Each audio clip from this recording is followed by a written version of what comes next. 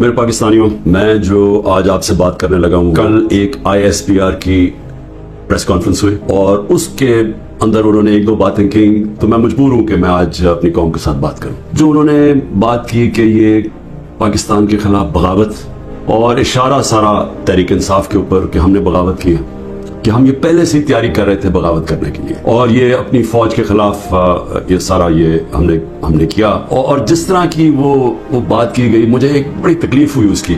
तो मैंने कहा कि मैं आज अपनी कौम के सामने जरा 2-3 पॉइंट रखूं, क्योंकि जब ऐसी बात की जाती है तो उसका जवाब देना बड़ा जरूरी है। देखिए, अब ये मौकफ आ गया ISPR का और पाकिस्तान की एस्टेब्लिशमेंट का कि तहरीक इंसाफ ने बगावत की। अब ये दूसरा भी एक मौकफ है, ये हमारा भी मौकफ है, ये मेरा मौकफ है, मेरी पार्टी का मौकफ है कि हमारे खिलाफ पूरी कॉन्स्पिरेसी की गई, हमारी गवर्नमेंट गिराई गई।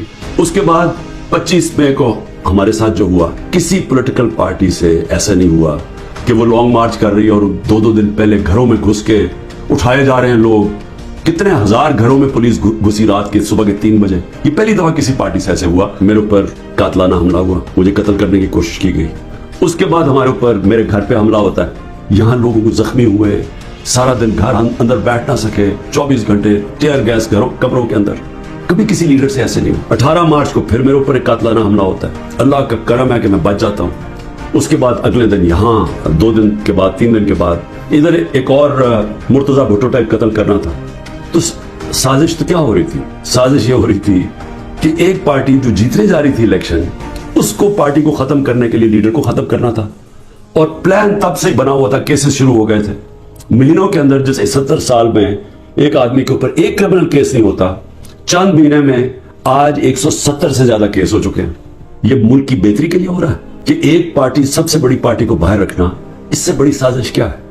जमहूरियत, अब सबसे बड़ी पार्टी को खत्म करने का मतलब जमहूरियत खत्म करना, और जमहूरियत खत्म करने का मतलब आजादी खत्म करना है। तो ये क्या मुल्क के खिलाफ साजिश नहीं है? और फिर जो 9 मई को हुआ, अब ISPR साहब कह रहे हैं कि जनाब 9 मई को जो हुआ है बड़ी साजिश चलती आ रही थी, तो वो साजिश सामने आई, बगावत।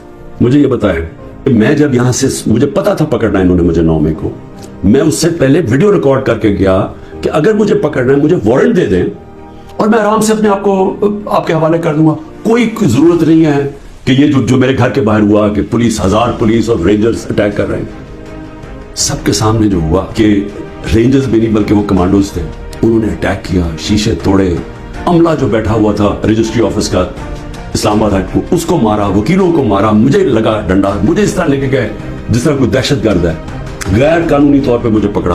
क्या ये भी साजिश का हिस्सा था?